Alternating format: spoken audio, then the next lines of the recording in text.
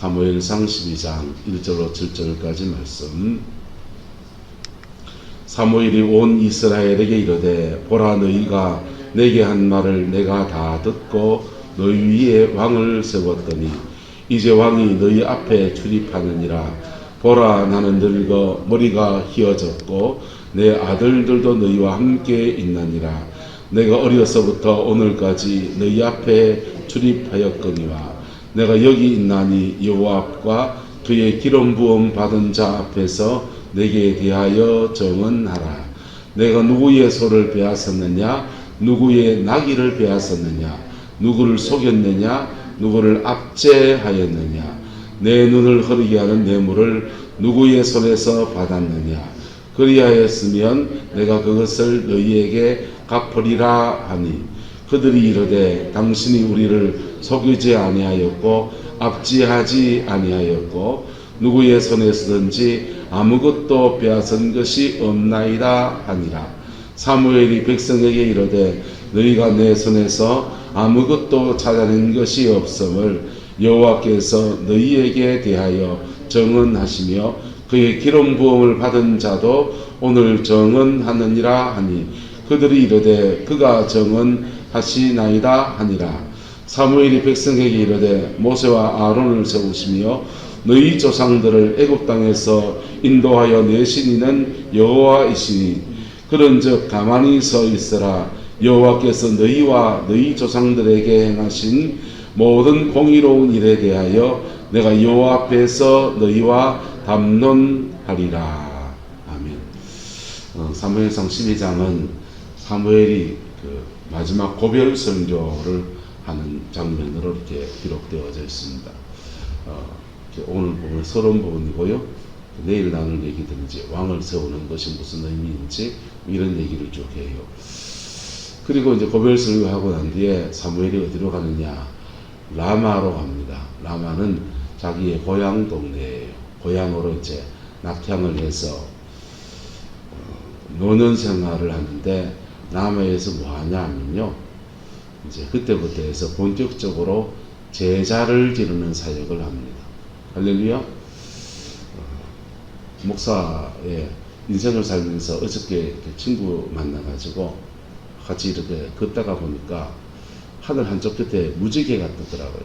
무지개가 너무 예쁘다 이렇게 했더니 친구가 저쪽에 해지는 모습을 딱 보여주면서 저 아파트에 걸쳐 해지는 게 너무 멋지지 않냐 하면서 보니까 그것도 참 멋있어요. 여러분, 네, 그랬습니다.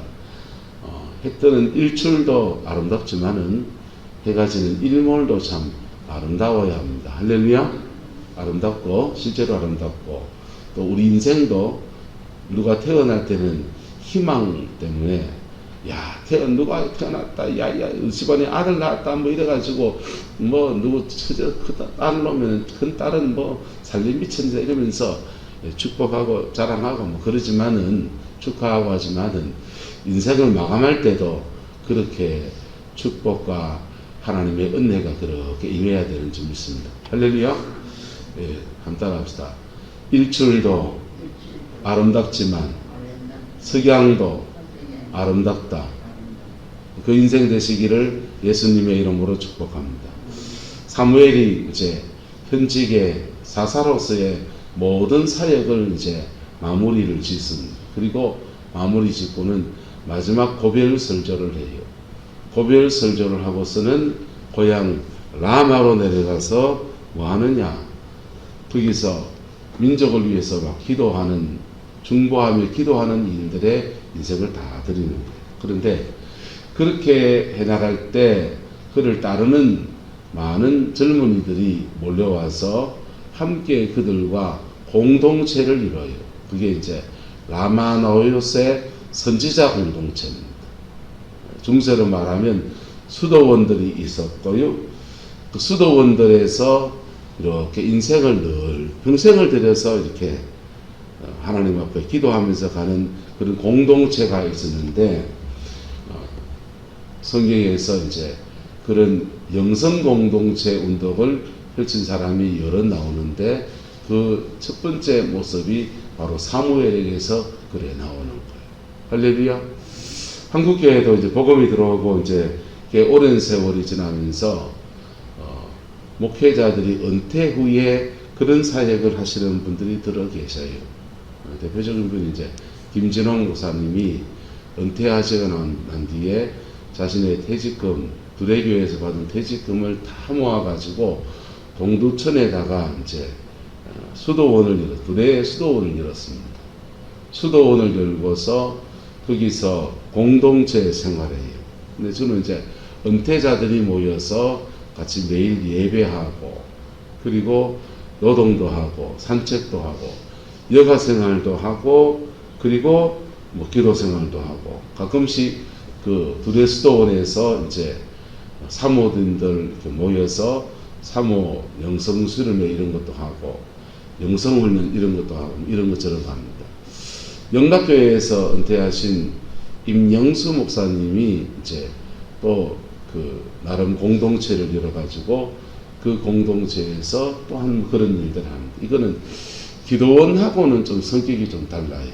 기도원은 주로 이제 평신도분들이 가서 은혜 받고 내려오고 이런 걸 위주로 한다면, 이런 공동체들은 목회자들이나 목회 인생을 그냥 드리고 가는 사람들이 이제 남은 인생을 그래 살면서 중보자가 되는 그런 여정을 걸어가는 것이죠.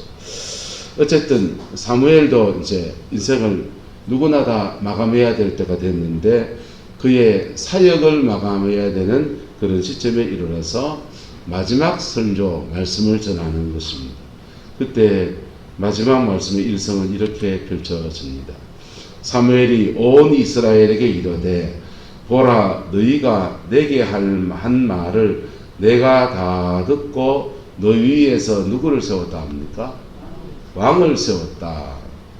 첫 번째 메시지는 왕 세우는 것에 관한 얘기를 합니다. 이제 그 세워진 왕이 너희 앞에서 뭐하느니라? 출입하느니라. 그리고 나는 늙어 머리가 휘어졌다. 사무엘도 자연의 법칙은 벗어날 수 없어서 노년이 되었고 머리가 휘어졌고 염색약이 없었기 때문에 흰머리가 계속 이렇게 되겠죠. 그리고 내가 여기 있나니 여호와 앞과 그의 기름 부음 받은 자 앞에서 내게 대하여 정언을 해달라. 그리고 말합니다. 내가 누구의 소를 모았느냐? 빼앗았느냐? 누구의 나귀를 뭐했느냐? 빼앗았느냐? 누구를 뭐했느냐? 썩였느냐? 누구를 뭐했느냐? 압제했느냐? 내 눈을 흐리게 하는 뭐를? 뇌물을 누구의 손에서 받았느냐? 이렇게 묻습니다. 그리고 만약 그렇게 했다면 내가 그것을 너희에게 뭐하리라? 갚으리라. 갚을 때는 얼마나 갚아야 됩니까? 4배를 갚아야 돼요. 그렇게 4배를 갚아야 되는데 그렇게 했느냐라고 물었고, 백성들은 말합니다. 당신이 우리를 뭐하지 아니하였고 속이지 아니하였고 압제하지 아니하였고 누구의 손에서든지 아무것도 뭐한 적이 없다. 빼앗은 적이 없나이다. 이렇게 말한 것입니다. 사무엘이 백성에게 너희가 내 손에서 아무것도 찾아낸 것이 없음을 여호와께서 너희에게 대하여 정언하시며 그의 기름 부음 받은 자 사울 왕도 오늘 정언하느니라 하니 그들이 이르되 그가 정언하시나이다. 이렇게 말합니다. 그리고 사무엘의 설교가 이제 펼쳐지는 겁니다. 여러분, 사무엘이 인생을 마감할 때 지나간 삶을 잠깐 회고해서 이야기합니다. 내가 누구의 소를 뺏었느냐? 누구의 나귀를 뺏었느냐? 뇌물을 받고 판결을 굽게 했느냐? 그런 데 대해서 자신이 뭐하다 합니까? 깨끗하다라고 하는 것입니다. 할렐루야. 저와 여러분의 노년의 삶에 인생을 마감할 때 이 은혜가 있게 되기를 예수 이름으로 축복합니다. 예수 믿는데 이웃 사람은 너무 욕먹고 살면 회개해야 됩니다. 예수 믿는데 내하고 사람 사이에 관계가 자꾸 끊어지는 사람이 많으면 그 회개해야 됩니다. 인간관계에서 사람이 가장 가까운 사람이 있고 가족 같은 사람이 있고, 여러분 가족같이 여기는 사람이 있고 그 다음에 이웃이 있잖아요. 가족하고 살아보니까 가족이 결점이 없었을까 많았을까? 더 많이 있습니다. 왜? 가까이 살고 부딪히니까. 근데 가족이란 공동체 안에서 그래도 가족이란 울타리 안에서 찢고 뽑고 살아가는 거. 남편과 아내도 부모와 자식도 동기간에도 그래 살아갑니다. 서로 욕했다가도 한 조간 두 조간 뒤에 또 풀고 또 그렇게 그래 함께 지내요. 근데 그렇게 함께 지내면서 우리는 뭘 배우느냐? 가족이란 울타리 안에서 사람과 어떻게 관계를 가져야 되는지를 배우는 거예요. 제 인생의 모토가 있는데 미워도 다시 한번입니다. 사람과의 관계에 대해서 미워도 다시 한번. 제가 인생에 가지고 있는 대인관계의 모토예요. 사람이 살다가 미운 사람도 생길 수 있지요. 불편한 사람도 있고요. 그럴 때 조금 내놓기도 합니다. 늘 가까이 있을 수는 없어요. 근데 그러다가도 한 번씩 미워도 다시 한 번. 자, 그렇게 해서 살아가는 삶의 자리 안에서 거룩을 이루어간다고 하는 것은 사무엘은 지금 나라를 통치하는 부분에서의 거룩을 말했지만은, 여러분 범사의 대인관계에서 이러저러한 일들 속에서 거룩을 지켜간다고 하는 것은 사실은 쉬운 게 아니에요. 여러분 믿는 것과 아는 것과 행하는 것이 하나가 되기를 예수님의 이름으로 축복합니다. 그리고 사람과의 관계에서는 주님이 나를 대하시는 것으로 사실은 대해야 돼요.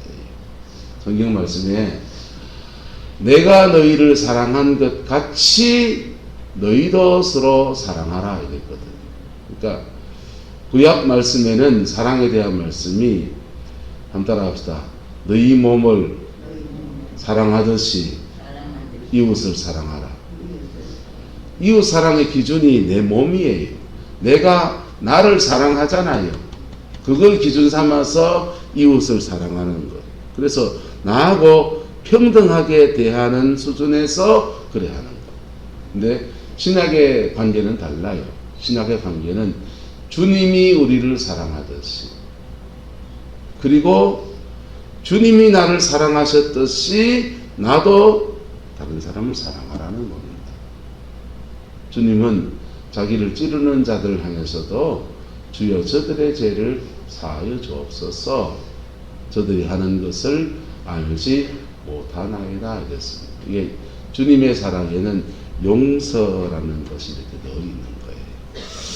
어쨌든 이게 생활 속에서 거룩을 지켜간다고 하는 것이 쉬운 건 아니지만은 주의 성령이 우리를 도우시고 예수의 보혈이 우리를 이끌어내서 씻어서 우리의 죄성을 씻으시고 주의 성령이 우리를 도우셔서 그 인도함을 따라가다 보면 우리도 모르는 사이에 점점 더 그 인격 가운데 이렇게 서게 되는 겁니다. 할렐루야. 그래 인생이 세워지면 노년이 되고 인생의 황혼의 때에 되었을 때에 자기 옆에 사람이 있습니다. 인복이라고 하는 게 그래 주어지는 거예요. 인권, 영권, 물권 세 가지 중에 뭐가 제일 좋습니까? 영권이 있어서 영빨이 기도 많이 영빨 세다 합시다. 그중에 속된 거 정말 영빨 가잖아요. 영권이 있는 거 좋은데 인권, 사람이 안 붙는 사람이 있습니다. 그 사람은 목회하면 안 돼요. 목회하면 안 되고 열심히 받은 영역을 가지고 부흥회나 막 다니면서 귀신 쫓고 병 고치고 그런 성령 사역이나 하고 설교나 막 하고 그러지, 그 사람한테는 사람이 안 붙어요. 여러분, 목회하시는 분들도 계시잖아요. 자녀분들이. 여러분의 가정 안에서 인권, 영권, 물권의 축복이 있기를 예수 이름으로 축복합니다. 그 인권이라고 하는 것은 사람을 품을 수 있는 그릇이 될 때 붙여준 사람들 속에서 인권이 이루어지는 거예요. 할렐루야. 물권의 축복도 있기를 예수 이름으로 축복합니다. 자, 근데 그걸 가지고서 인생을 잘 살면은 그 인생의 마지막 여정에서 지는 황혼의 아름다움의 축복을 누리게 돼요. 사무엘은 지금 인생 황혼의 아름다운 축복을 누리고 있습니다. 백성들에게는 존경받는 지도자이고, 아이고 이 어른이 좀 더 권력이 있어서 가지고 좀 더 나라를 다스려주면 좋겠고, 이 목사님이 좀 더 목회를 해주면 좋겠고, 이런 거지요. 그리고 인권이 있고 영권이 있어서 영적 지도자를 세울 수 있는 그런 지도력이 그에게 있는 거예요. 할렐루야. 여러분, 인생의 노년에서 영권 있는 은혜가 있기를 예수 이름으로 축복합니다. 구약 성경에 보면 정말 하나님의 사람들은 임종할 때 달라요. 본인이 천당 가는 은혜가 너무 확실하니까 그냥 그 은혜가 확 왔을 때 그냥 가지 않고 그 임재 안에서 두 가지 사역을 보통 하는데요.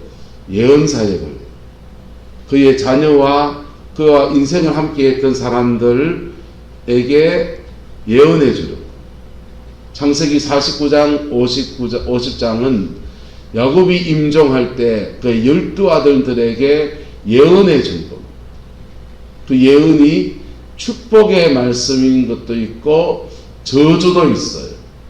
저주의 예언은 그 저주가 이루어지지 않게 네가 회개하고 네가 기도하라는 거예요. 할렐루야. 무슨 말이가 됩니까? 그렇게 예언 사역을 해요. 미래를 쭉 보면서 이래 살아라. 그게 다른 말로 하면 유언이지요. 유언인데 영적인 의미가 가미되고 하나님의 뜻에 의해서 유언하다 보니까 그게 예언이 되는 거예요. 두 번째로는 그가 인생을 살면서 하나님과 평생 함께하면서 자기 안에 자꾸 뭐가 세워지느냐? 성령의 기름 부음이 쌓이는 거예요. 한번 따라합시다. 임재는 쌓입니다. 기도의 세계에는 기도의 응답을 받는 것이 있고 기도가 쌓이는 게 있어요. 그게 하나님 앞에 계속 기도하고 믿음으로 살고 계속 기도하고 믿음으로 살다 보면 자기 안에 성령의 임재가 쌓여요. 발목에서 무릎으로, 무릎에서 허리로, 허리에서 충만함으로 그렇게 쌓인다고. 그 쌓이면서 자기 안에 다양한 성령의 은사들이 이렇게 열려지는 거예요. 은사들이 열리고 영적으로 전결하고 그게 평생에 하나님 앞에 주의 일을 감당할 수 있는 능력으로 나타나요. 목회자들이 어떤 사람은 찬양하는데 그 성령의 능력이 나타날 때는 그 사람을 예배의 기름 부음이 있다 이렇게 말합니다. 손 얹어서 안수기도 때 병이 낫는 역사가 자주 나타나면 그 사람은 성령의 능력 안에서 신유의 기름 부음, 신유의 은사가 있다 그래 말하고, 어떤 목사님은 신유도 안 하고 병 고치는 것도 하는데 혼자 방언 기도만 열심히 하는 분이 있어요. 그리고 강단에 서서 말씀을 전하면 그 전하는 말씀 안에서 영혼을 팍팍팍 건드려요. 그리고 그분은 사실은 다양한 은사를 가지고 있을 수 있는데 말씀 사역에 집중하고 있는 거예요. 포항제일교회 목회하시다가 은퇴하신 김광욱 목사님, 제일교회 역사에 그만한 목사님이 잘 없었지요. 근데 김광욱 목사님이 목회를 은퇴하시고 미국으로 가시면서 후배 목사들 불러놓고 같이 밥 한 그릇 먹으면서 이런 얘기 저런 얘기 하면서 그러시는 거예요. 자기 부부는 집에 가면은 하루에 방언 기도를 한 3시간씩 하신대. 방언 기도는 3시간 하고 교회 중요한 결정이 있을 때는 항상 하나님의 음성 듣고 결정했다. 그런데 교회가 포항에서 가장 오래된 교회, 아주 전통적인 교회니까 교회에서 성령의 은사나 능력이나 그런 사역은 안 했다. 하지만 그렇게 많이 기도하고 말씀 사역을 하면 그 말씀 사역 안에서 뭐가 흘러나갑니까? 성령의 기름 부음이 흘러가는 거예요. 할렐루야. 말씀 들으면서 치유가 일어나고, 말씀 들으면서 하나님의 은혜가 임하고, 말씀 들으면 영혼이 만져지고, 말씀 들으면서 주의 영광이 그렇게 머무는 축복이 그렇게 이루어지는 거예요. 할렐루야. 그래서 어쨌든 이 기름 부음이 다양하게 임하는데, 다양하게 임한 그 기름 부음을 인정할 때 그 기름 부음 천당에 들고 가서 뭐 할 겁니까? 그것을 후계자라든지 자기의 제자들에게 그 기름 부음을 나눠주는 거예요. 마치 안정문 권사님 오징어 뭐 배지러 가신다는데 배지가 돈 이렇게 벌어놓은 거 가지고 다 싸질모시고 하지 않잖아요. 그 돈 결국은 손주들 자녀들한테 다 주고 가지 않습니까? 그렇게 주고 가듯이 돈 주고 가듯이 실제로는 성령의 능력도 그래야 다 주고 가는 거예요. 할렐루야. 안 주고 가면 어째 되느냐? 안 주고 가면 엘리사가 자신이 받은 그 성령의 기름 부음을 그 왕에게 주고 가려고 합니다. 왕한테 주고 가려고 했더니 왕이 화살을 가지고 그 치라고 하는데 이거를 치는데 뚱땅 이래 치는 거예요. 진짜 마음을 다해서 이래 치는 게 아니고 열정이 떨어지는 거예요. 아이쿠, 왕이 받을 그릇이 못 되는구나. 못 주고 가는 거예요. 그랬더니 안 주고 가신 엘리야가 초상을 치러서 무덤에다가 이렇게 장례를 치렀는데 어느 날 전쟁이 나가지고 전쟁통에 초상이 나가지고 어떤 집에 초상이 나서 장례를 치르러 정상적으로 장례를 치르고 그냥 가야 되는데 초상이 나누니 전쟁이 나누니까 급하게다가 아무 무덤에다 집 던져놓고 그냥 시신을 던져놓고 도망가기 바쁜 거. 근데 시신을 던지기에 마침 엘리사의 뼈에 닿았어.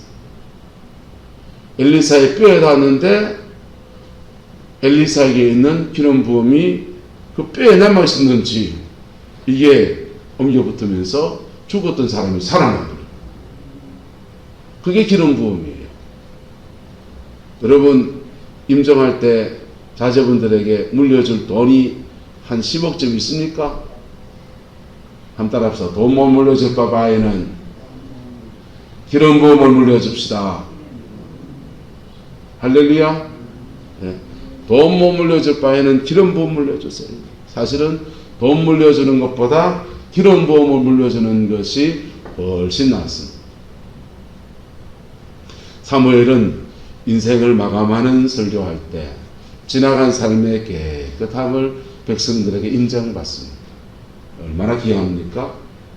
사무엘은 그 기름 부음, 받은 기름 부음 안에서 사울이라고 하는 후계자를 세우는 사역을 해주고 가요. 이게 하나님 앞에 실패했다고 싶으니까 은퇴하고 난 뒤에도 다시 기름병 들고서 어디 가서 베들레헴 가서 다윗에게 기름 부음 해주고 갑니다. 그리고 왕 세우는 일들을 하고서 은퇴하고서 고향 라마로 내려가서 받은 기름 부음이 여전히 아직 충만해서 그를 따르는 문화생들이 생겨서 그들과 선지자 학교를 여는 거예요. 대규모로 나라를 위해서 중보기도하는 기도의 사람들을 길러내는 일들의 인생의 마지막 여정을 그래 보냈어요. 그래서 그 라마에 그 얼마나 기도하는 사람이 그렇게 모여들어서 함께 열심히 기도했는지 다윗이 사울에게 쫓겨서 그 라마에 도망을 갑니다. 라마에 도망을 갔더니 그곳에 영혼의 안전을 찾는 거예요. 안식을 찾는 거예요. 다윗이 라마에 숨어 있다고 하니까 사울왕이 라마까지 군대를 보내서 쫓아보냈습니다.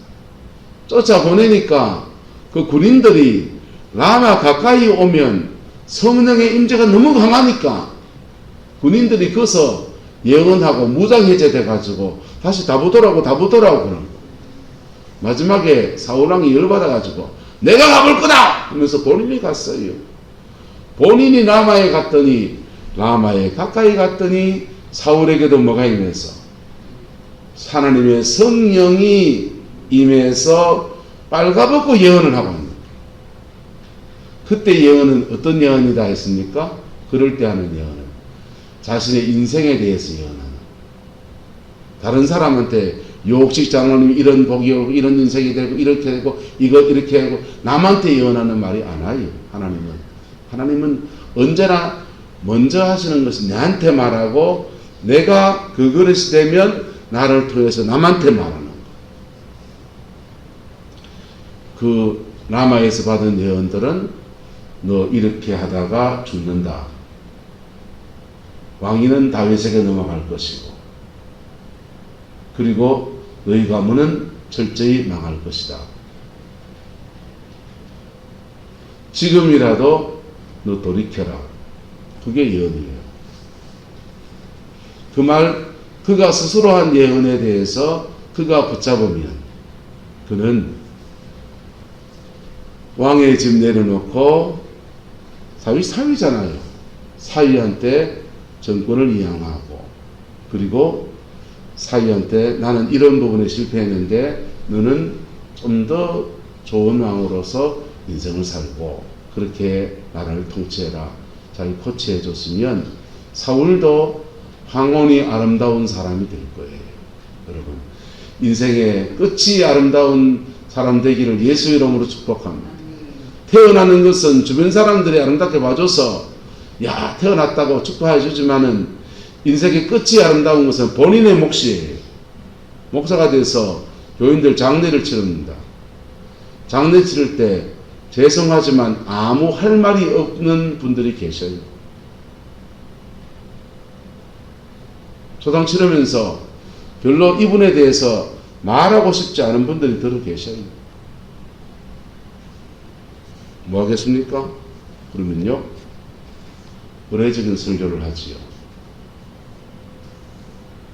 근데 이분과 신앙 안에서 유대관계가 있고 인격관계가 있고 이런 분들은요, 초상 치르면서요 할 말이 참 많습니다. 이 권사님 참 교회 위에 기도하시고 성도들 어려울 때 그래 돌봐주시고 참 이런 분이 아까운 분이 같다고 그래 할 말이 많죠. 여러분의 인생의 마지막에 다른 사람에겐 아쉬움이 남고 세상은 울고 나는 하나님 앞에 서서 나는 웃는 그 사람 되기를 예수 이름으로 축복합니다. 꿈꾼다고 되는 거 아니에요. 내가 오늘 거룩을 살아야 돼. 내가 오늘 인생 가운데서 어그러진 것들을 풀어나가면서 그런 삶을 살아야 돼. 그리고 거기에 사명 감당하는 사람들에게는 기름부음이 있습니다. 할렐루야. 기름부음은요, 스승이 제자한테 주기도 하고 부모가 자식한테 주기도 해요. 그런 기름부음 사역이나 안수기도 안 해도 자연스럽게 흘러가고, 그 기름부음 받은 사람들은요,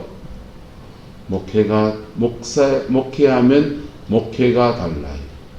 기름부음이 없는 사람은요, 바닥을 기는 목회를 빡빡 기면서 갑니다. 그러면서 본인이 그 기름부음을 만드는 시간을 가지고, 그래 만들어지면 쓰임받고요, 안 만들어지면 계속 바닥이에요. 이 바닥이 좀 그렇습니다. 인천의 조한장로교회에 섬겼던 나겸일 목사님이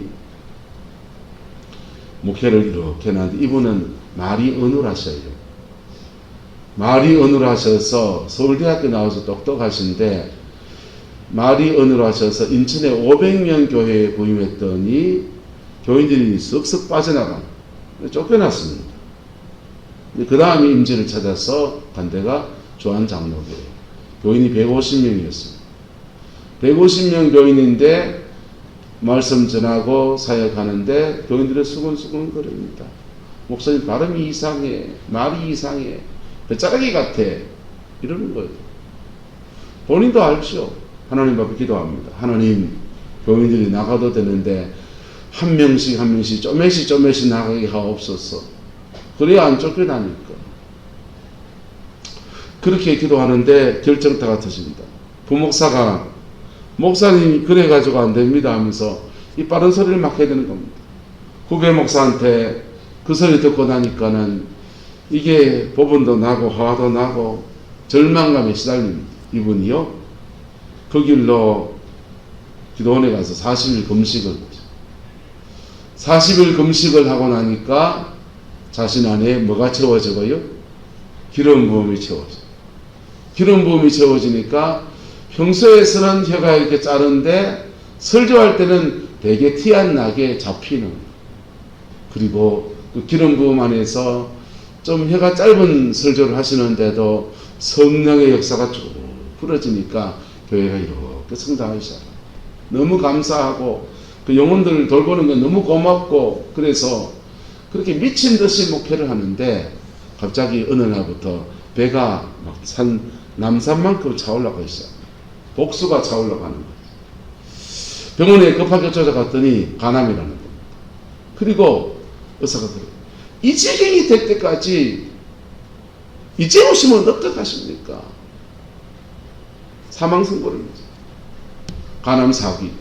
사망 선고를 내려서 돌아가실 지경이고 하나님 앞에 하나님 저 이마해서 데리고 가시니 감사합니다. 그래 자기는 이제 한 명의 그리스도인으로서 전당 가는 것에 감사하고 이렇게 있는데 아이들 보니까 애들이 그러는 거예요. 아빠 하나님 데려가지 말아주세요. 우리 아빠 살려주세요. 애들은 그래 기도하고 성도님들은 그래 기도하고 있는데 의사가 그래요. 오늘 돌아가십니다.